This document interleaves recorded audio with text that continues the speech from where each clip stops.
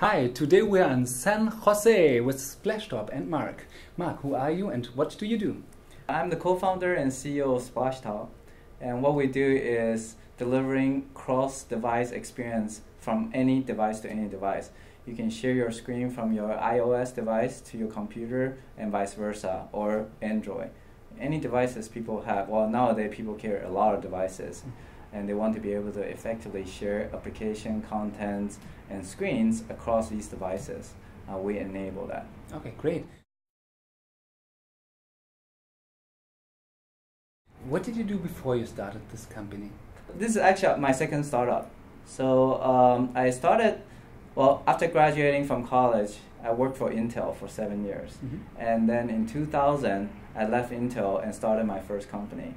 I sold that company in 2004, and it was a public company that bought us. I stayed on for 2 years as part of the golden handcuff. Sure. And in 2006, then I started Splashtop.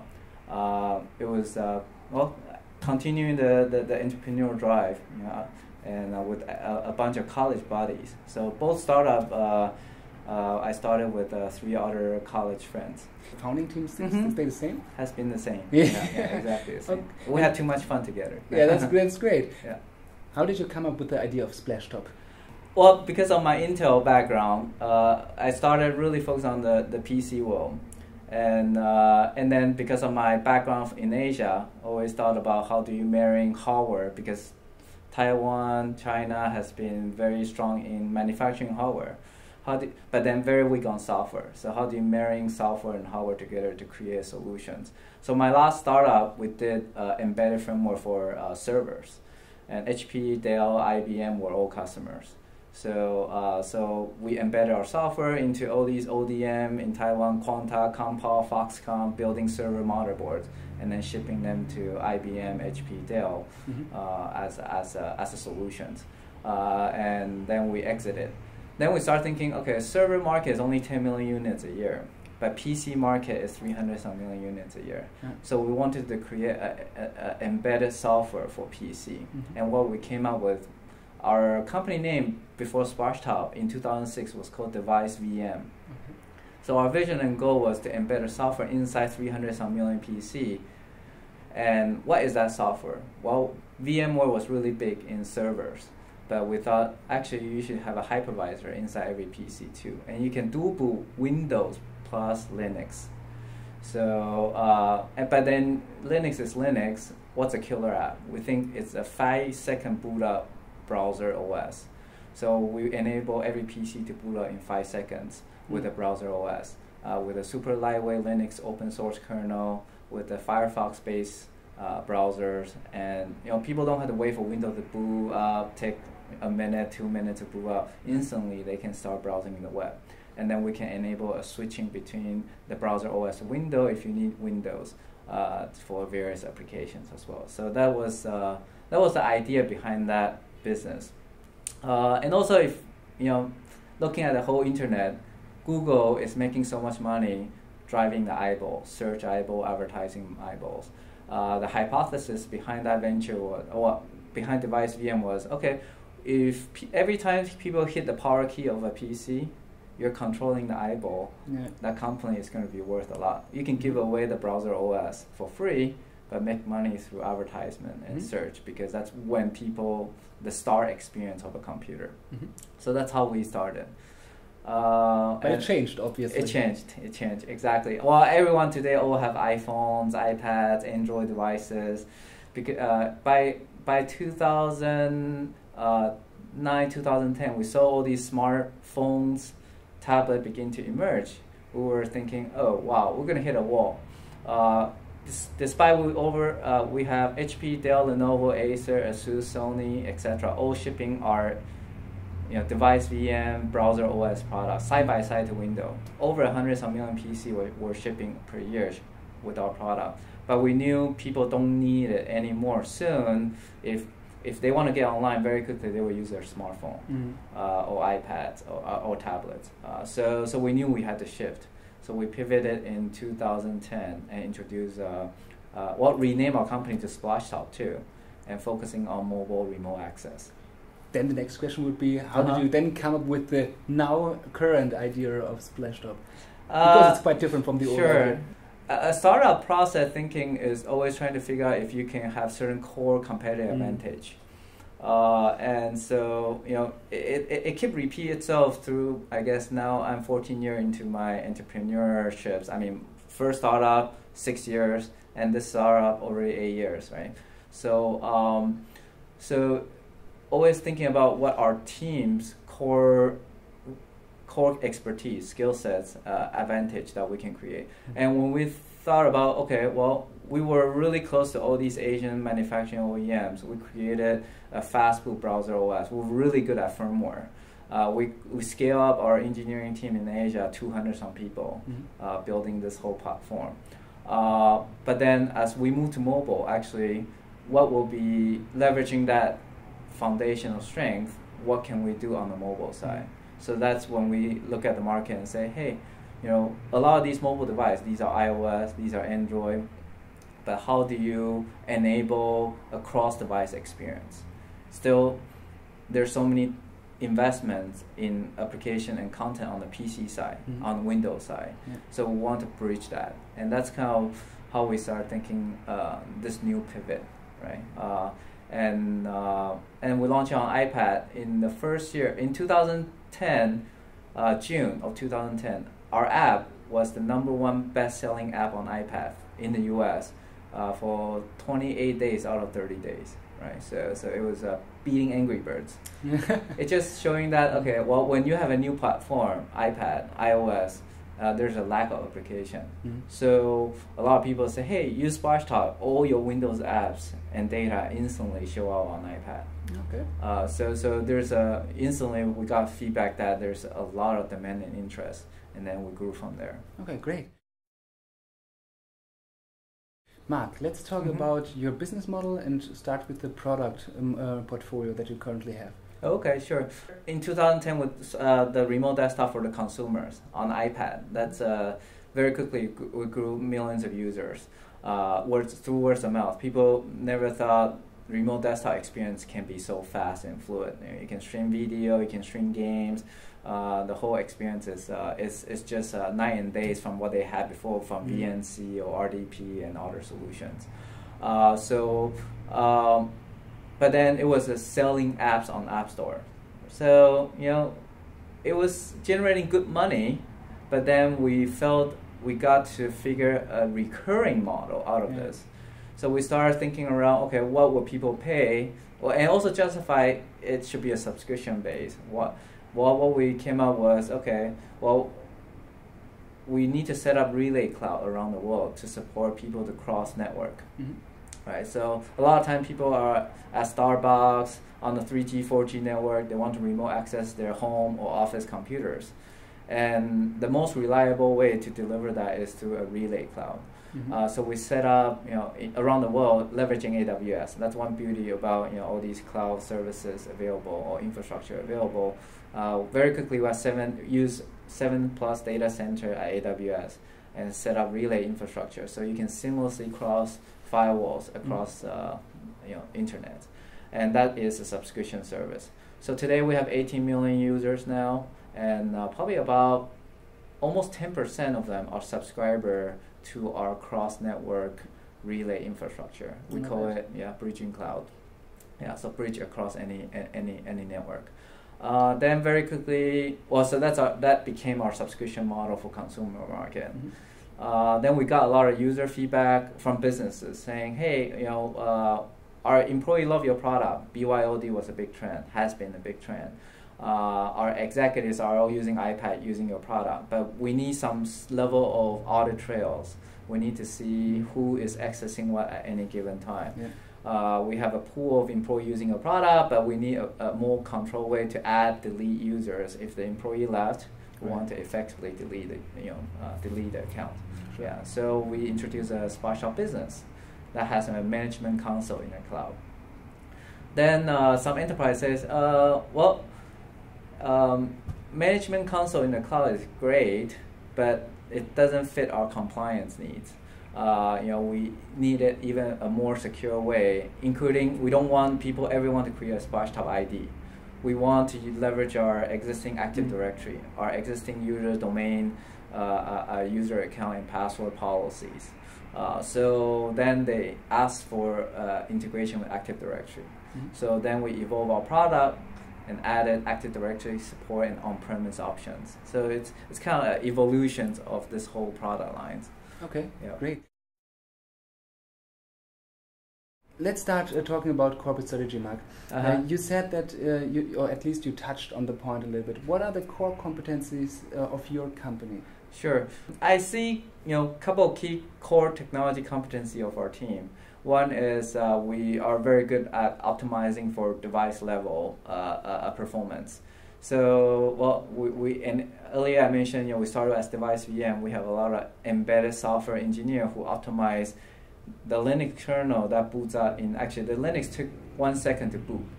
The browser actually is bigger than the kernel. The Firefox browser, it actually takes 2-3 seconds to launch, right? So the whole experience is 5 seconds. And then we establish a Wi-Fi network and start surfing the web. So we always have very good core technology expertise.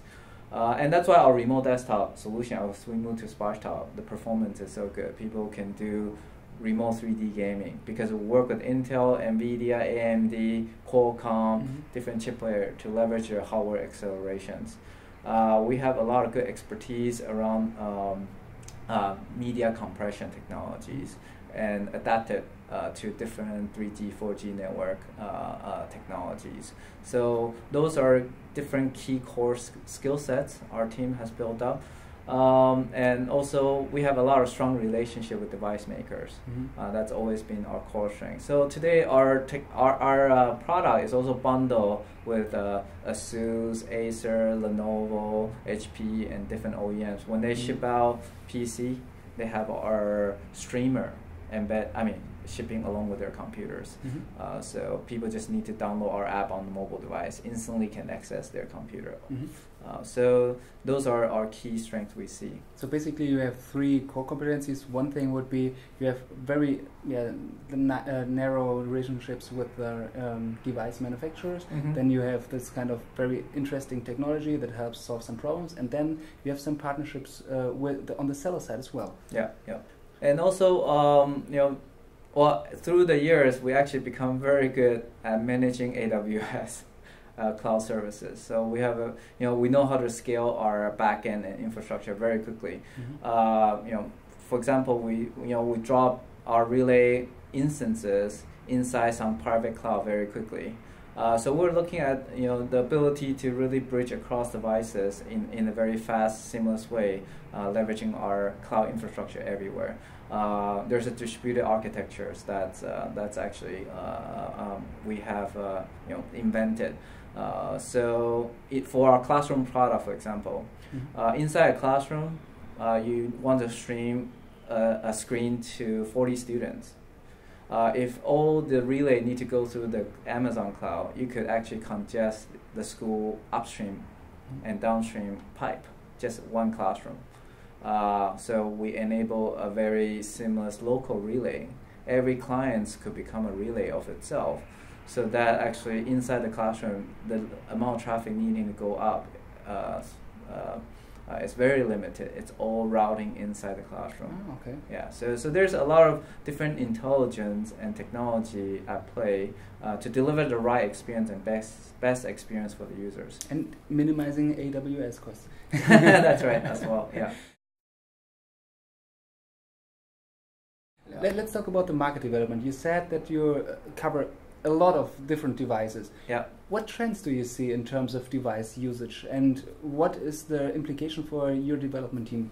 Well, I think the explosion of devices, and now we're also talking about Internet of Things and wearables and everything. They're just it's introducing a lot of challenge for software company too. How you need to address so many different possibilities. But then it also introduced so much opportunity for entrepreneurs because there's a lot of emergence of new usage model, a lot of new possibilities. And so it's actually more around a challenge for our exec team sitting down and brainstorming. Okay, we have all these core technology. What are some top usage model we can focus around to address some pain points and generate a lot of revenue to continue our growth, right? So it's actually creating a lot of great opportunity. That's kind of what we see with this explosion of devices. And the integration of a new device, is it quite costly for you to do, or is it just tweaking a little bit?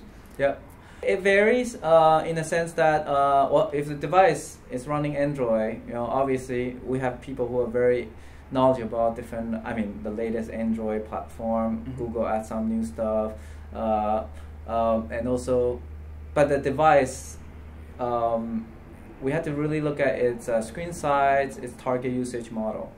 Amazon Fire TV is an Android device, but it's intended to connect to a big screen TV. So the user experience there, and then on a tablet, Android tablet or phone, you have a touch experience. But then on an Android TV or connect to a TV, you're using a remote control. Or fortunately, they have a joystick too. So we're enabling, for example, your computer game redirected through the Fire TV to show out your TV. So your computer becomes a console almost through a Fire TV, right? We're working on enabling that for Chromecast, right? So there's different. But then what's the input method? Our app was designed for touch, but now here we have to remap it for different type of input devices, whether it's a joystick or remote control. So how do you optimize that overall user experience is a key effort, and that can be big. Are there any devices that you are not currently serving because the market for those devices is much too small or too difficult to build an application to, or something like that? We talk about Google Glass a bit, and we haven't spent time on that. It's still $1,000-some device. So obviously the number of people who can afford it is still very limited. And the development platform there is quite different. Obviously, if it were just run Android, our app can be running on it very quickly. For example, Epson launched an Android Glass. The projector company out of Japan, and our app runs on it. We can bring all your computer screens, or actually an iOS screen too. We can AirPlay an iOS device screen to the Epson Android device, right? So we can, a lot of core technologies is to enable any screen to any screen. So that's kind of what we invest around. Okay, great. Yeah. Mark, we always try to share some knowledge with other first-time entrepreneurs. What would be your advice to one of your good friends who's asking you for starting a company? Okay. One I would say is, from my experience, build a team of good friends that you trust and work closely. Because I've been fortunate. These are my college buddies I've known for a while. So, and we had a good exit in the first startup, and we're working together because it's like a marriage, right? You're seeing them day in and day out, and this has lasted a long time. Well, from school days too. Because you'll be spending so much time together, and and you need so much support from each other. So I kind of view having a good core team that you can work well together is very fundamental, and make it fun too, because otherwise, it can there's going to be up and downs, right? And people together, you can achieve something great. Then the second one is, once you have a good team, and assuming you guys are so passionate about solving specific problem together, then just jump in and do it. Because from my 14 plus years of experiences, we had to pivot. My first startup, I pivoted 2 times before I sold. In 2004, and so there's always that pivoting. Today, Splashtop, it started as device VM. We did a lot of people known as the Instant On OS, browser OS solutions until 2010, but we had huge success. We created pressure on Microsoft that they started saying Win 7 is going to boot fast. Moving, so making window lighter and because the OEMs are demanding it, or users are demanding it. Then you have Chrome OS today. Actually, we predate the Chrome OS by several years too. So we think, and then we pivoted to Splashtop. As we move into consumer market, then we also pivoted our business model to a subscription-based model from selling an app. Then we also begin to expand to business markets and enterprise market and building up channel partners. And our most recent product, Splashtop Classroom, we see huge demands in education because schools are buying a lot of iPads, Chromebooks, etc. They all it improves the education, student engagement by every student. Instead of looking at the projector, everyone has their own devices right in front of them. So we see the technology is changing every vertical in a fast way, and there's so much opportunity. Once you dive in, you can navigate and begin to address different market needs and problems. That's right. Yeah. Mark, thank you very much for your time. Thank you. And if you want to start a company, first thing, check out the market, whether the market is large, whether you can become profitable over there. And second thing is it really something that you are very passionate about, because you need to learn fast and adapt your business model. Thank you very much. Great. Thank you. Great, Mark. Thank you.